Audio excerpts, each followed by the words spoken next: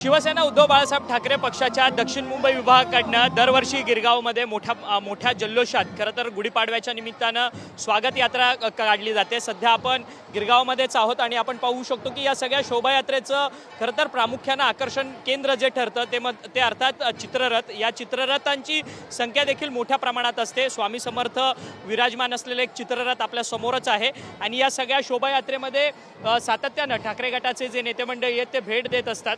अशातच माजी खासदार विनायक राऊत सर या ठिकाणी आलेले आहेत। विनायक राऊतजी, आज हिंदू नववर्ष आहे, कशा पद्धतीने शुभेच्छा द्याल नागरिकांना, कारण की एकंदरीतच उत्साहाचं वातावरण आहे, सकाळपासून लोक या सगळ्या शोभायात्रेमध्ये मोठ्या संख्येने दिसतात। एक अभिमानाची गोष्ट आहे, आज गुढीपाडवा हिंदू नववर्षाचा पहिला दिवस आणि त्या नववर्षाचं स्वागत करण्याची जी प्रथा परंपरा ज्या गिरगावकरांनी जोपासलेली आहे, आज सुद्धा शिवसेना दक्षिण मुंबईच्या वतीने या परंपरेला प्रोत्साहन देण्याचं काम केलं जातं आहे।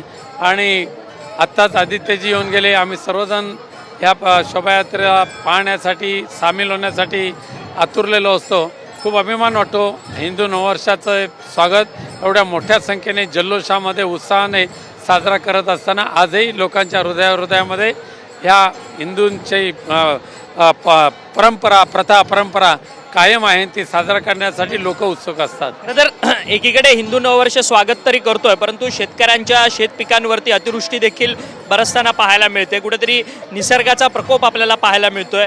मराठवाड्यामध्ये कित्येक जिल्ह्यांमध्ये कालपासूनच अतिवृष्टीला संपूर्ण सुरुवात झाली आहे। राज्याच्या बाहेर अर्थात कर्नाटकमध्ये देखील तशीच परिस्थिती आहे, तिथे देखील गारपीट पडतील अशी परिस्थिती निर्माण झालेली आहे। एकंदरीतच काय देवाला साकडं आहे या सगळ्यांनी हिंदू नववर्ष। खरं म्हणजे दुर्दैवीची घटना आहे, म्हणजे मार्चच्या दुसऱ्या आठवड्यामध्ये ज्या पद्धतीने गारपीट झालेले आहेत संपूर्ण मराठवाडा आणि कर्नाटक राज्याचा काही भागमध्ये, आणि संपूर्ण बागायतदार उद्ध्वस्त झालेले आहेत। हातातोंडाशी आलेलं सर्व प्रकारचे फळपिकं ही उद्ध्वस्त झाली, शेती उद्ध्वस्त झाली, आणि अशा वेळेला त्यांना आधार देण्याची जबाबदारी शासनाची असते। दुर्दैवाने शासन त्यासाठी अपयशी ठरले, कारण त्यांच्या नेहमीच्या प्रथा परंपरा प्रोसिजर पंचनामे हे त्यामध्ये सर्व शेतकऱ्यांची चेष्टा केली जाते, बागायतदारांची चेष्टा केली जाते। एकीकडे युद्धामुळे जो परदेशामध्ये जाणारं जे फळावर आहेत हे पूर्णपणे थांबलेली आहेत, आणि दुसरीकडे गारपिटीने हातातोंडाशी आलेले फळं हे उद्ध्वस्त झालेले आहेत। मी भगवंताकडे एकच प्रार्थना करेन, सातत्याने महाराष्ट्रातल्या शेतकऱ्यांवर होणारा ही नैसर्गिक आपत्ती ही भविष्यामध्ये येऊ नये यासाठी तुझी कृपादृष्टी ठेव।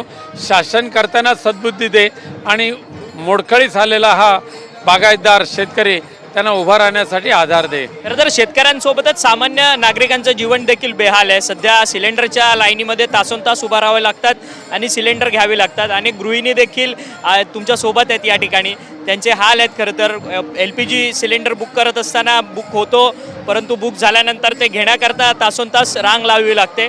प्रशासनाचा हा सगळा फोल पण आहे का? ऑलरेडी प्री प्लॅनिंग प्रशासनाने केलं नाही आहे? नाही, एकीकडे मुंबईसहित संपूर्ण महाराष्ट्रामध्ये गॅसचा एवढा जबरदस्त तुटवडा असताना सुद्धा आणि गॅससाठी 1-1 किलोमीटरच्या रांगा लावल्या जात असताना सुद्धा दुर्दैवाने महाराष्ट्राचे मुख्यमंत्री म्हणत आहेत, पुरवठा मंत्री म्हणत आहेत की गॅसचा तुटवडा अजिबात नाही आहे, कोणी पॅनिक होऊ नये, आणि त्याचं खापर विरोधी पक्षाने तुम्हा मीडियावर फोडलं जाते, हे दुर्दैवी घटना आहे। खरं तर राज्यामध्ये एक खळबळजनक घटना घडली आहे। नाशिकचे अशोक खरात म्हणून एक भोंदू बाबा आहे, त्यांना अटक करण्यात आलेली आहे। अनेक वेगवेगळ्या पॉर्न फिल्म्स ज्या आहेत त्या समोर येताना पाहायला मिळत आहेत। महाराष्ट्रात देखील एक एपिस्टन फाईल समोर आलेली आहे, अशा पद्धतीची प्रतिक्रिया संजय राऊतांनी दिली।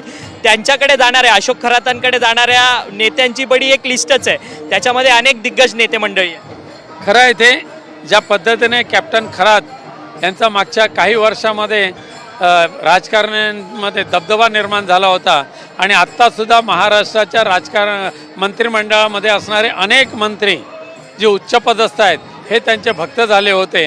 आणि जी गुवाहाटीचं जे काय केलं गेलं होतं, हे गुवाहाटीचं प्रकरणसुद्धा ह्या कॅप्टन खरातच्या माध्यमातूनच केलं गेलं होतं, आणि त्याच्यातूनच ते मुख्यमंत्री झाले होते। आज ह्या सगळ्यांचं ढोंग उघड झालेलं आहे। पण माझी पोलिसांना विनंती आहे, मला भीती आहे की खरात कॅप्टन खरातकडे सापडलेले सगळे व्हिडिओ हे नष्ट केले जातील, किंबहुना खरातला संपवलं जाईल. हे सगळं उघड करू नये आणि एक वेगवेगळ्या राजकारण्यांची उघडे नागडे फोटो बाहेर येऊ नयेत यासाठी खरातला संपवलं जाईल अशी भीती आहे. म्हणून खराचं रक्षण करण्याची जबाबदारी पोलिसांची आहे. पण मी न्यायालयाला विनंती करेन की त्याने पोलिसांना स्पष्ट सूचना द्याव्यात की त्यांना Z+ सिक्युरिटी खरातला द्यावी. परंतु तुम्ही Z+च्या सिक्युरिटीची मागणी करतात, परंतु ते सध्या अटकेत आहेत. परंतु त्या खरातांबरोबरचे अनेक फोटोज व्हिडिओज जे आहेत ते माजी मुख्यमंत्री आणि सध्याचे उपमुख्यमंत्री असलेले एकनाथ शिंदेंचे देखील आहेत. रुपाली चाकणकर तर त्यांच्या संपूर्ण ट्रस्टवरती सदस्य होत्या. कशा पद्धतीने बघताय सरकारमधलेच जे काही मंत्री असतील किंवा उच्च पदस्थ व्यक्ती असतील ते या सगळ्या कॅप्टन खरातच्या पाठीशी? नक्कीच मीडियाने सांगितलेलं आहे कोण कोण उच्चपदस्थ राजकारणी खरातांचे भक्त होऊन त्यांचे पायावर लोटांगण घालत होते ते. आणि म्हणूनच मला भीती आहे की सगळ्यांचं एक कुंडली त्या 52 की 56 जे व्हिडिओज मिळालेले आहेत त्याच्यामध्ये सामावलेली आहे. आणि म्हणून ते उघड होऊ नयेत यासाठी हे सगळे राजकारणी आटोकाट प्रयत्न करतील. पण त्याचबरोबर कॅप्टन खरातचं तोंड उघडू नये यासाठी खरातला संपवलं जाईल. परंतु एकनाथ शिंदे यांचं प्रामुख्याने नाव आहे. ज्या एकनाथ शिंदेंनी तुमची ठाकरेंची सेना दुभंगवली, त्याचसोबतच उद्धव ठाकरे मुख्यमंत्री पदावरती होते, त्यांना पदावरतून बाहेर जावं लागलं या सगळ्या प्रकरणावरतून. या सगळ्याला कारणीभूत कॅप्टन खरात हेच आहेत का कशा पद्धतीने तुम्हाला काय वाटतं? अख्ख्या नाशिकमध्येच नव्हे तर संपूर्ण महाराष्ट्राच्या राजकारण्यांना माहिती आहे कॅप्टन खरात हा आत्ताचे उपमुख्यमंत्री एकनाथ शिंदे यांचे गुरु म्हणा, मार्गदर्शक म्हणा आहेत.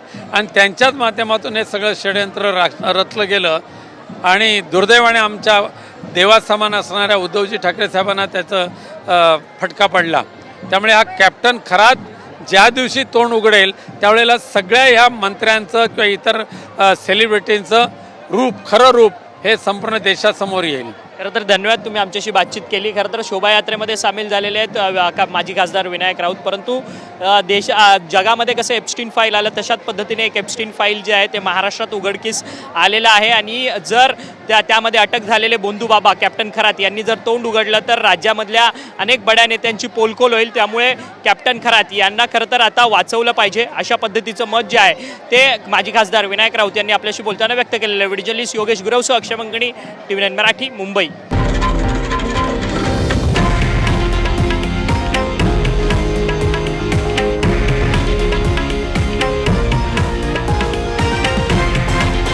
हे आहे देशातील नंबर 1 न्यूज नेटवर्क आणि आपण पाहत आहात TV9 मराठी, एकमेव.